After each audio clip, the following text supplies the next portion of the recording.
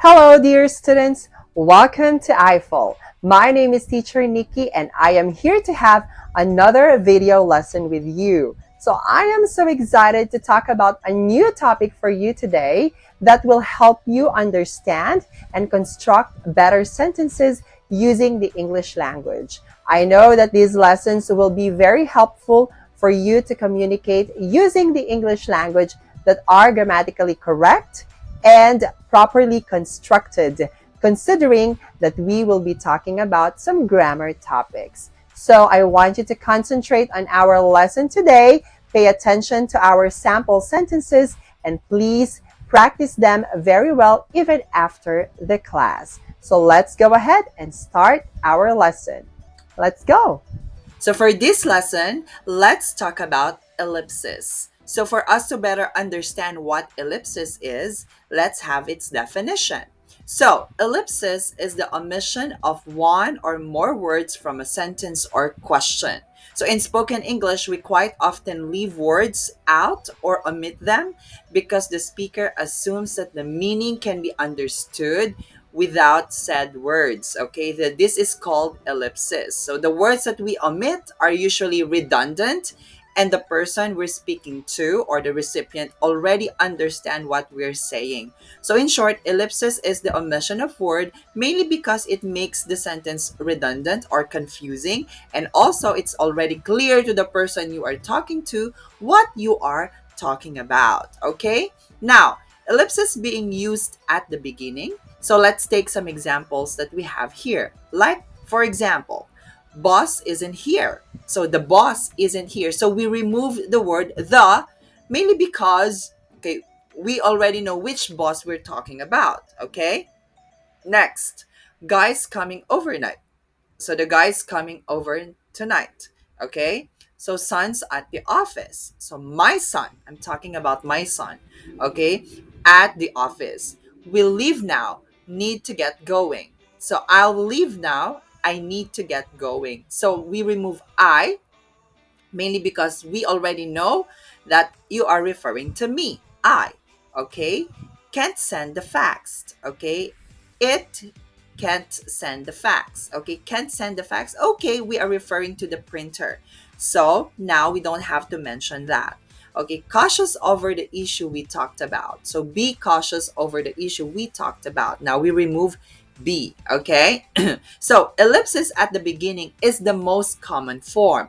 Now, omitting some words at the beginning of our sentences is actually the most common form of omission. So, most common words to be left out, usually the words that we remove are the articles, a and the, your possessive, my, his, and all, your personal pronouns, I, you, we, he, she, they, and auxiliary verbs like to be, have, and do.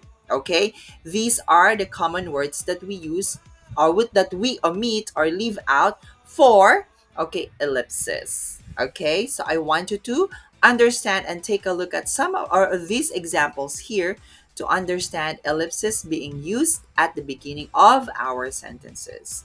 Okay, next one, ellipsis with question tags. Okay, so let's see some examples here. Now, French, are you? Okay, so the complete sentence is you aren't French. Are you? Leaving so soon, are you? You aren't leaving so soon, are you? Having a hard time, are you? You're not having a hard time, are you? Arrived late, have they? They haven't arrived late, have they? See the contract, could you? You couldn't see the contract, could you? So, if you notice, for our complete sentences, now when we are using ellipsis for tag questions, we normally remove your subject and your auxiliary verbs already, okay? So that's why it makes your tag questions even shorter, okay? And in that case, once again, it makes or we leave out your subject and usually your verbs or your auxiliary verbs. Okay? Now, next one, we use ellipsis with auxiliary verbs. Leave me. Okay? Leave me be. Okay? So that's a complete sentence. She told me she'd come and she did.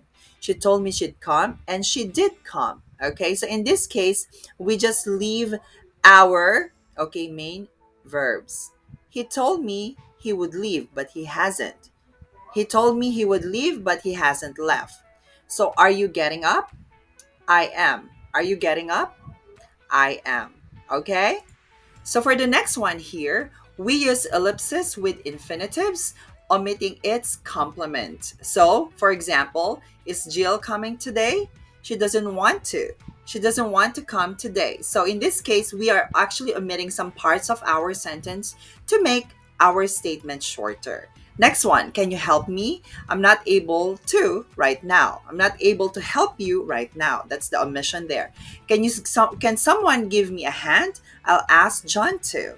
Okay? I'll ask John to give you a hand. Did you bully him? I'm sorry, I didn't mean to. I'm sorry, I didn't mean to bully him. So in this case, we're not actually completing the sentences just because we don't want to make it longer or we don't want to repeat the statements over again. So that's why we are omitting its complement. Okay? Next one. Ellipsis can be used in noun phrase when the meaning is clear. Okay, we remove some of the noun phrases when it is already clear. Like for example, would you like some? Would you like some chips? Okay, we're staying at the Hilton.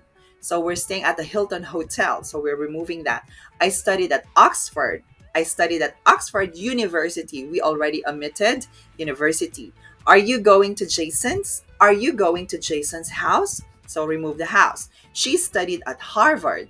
She studied at Harvard University. So this is how it works here when the noun phrase is already clear, so we don't have to repeat it or state it. So ellipsis is being used. Okay?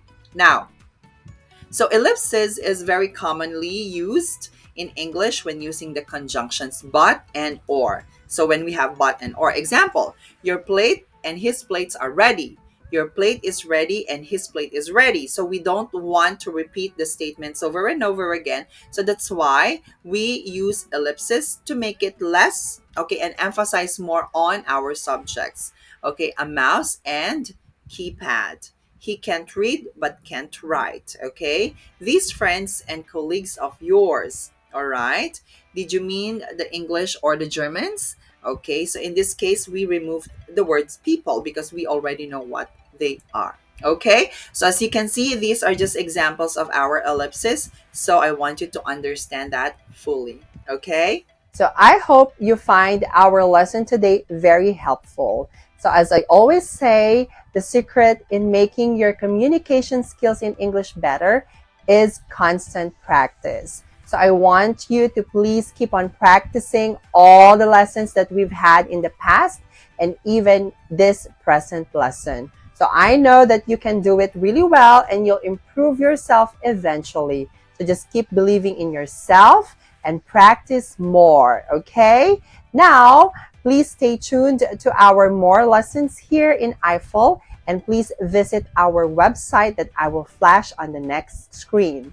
I also encourage you to please subscribe to our classes because we have a lot of amazing teachers that will help you and guide you in improving your English skills. So once again, this is Teacher Nikki. So I'll just see you again on the next classes and video lessons that we're going to have. I know that we will have more amazing lessons in the future. So stay tuned and good luck.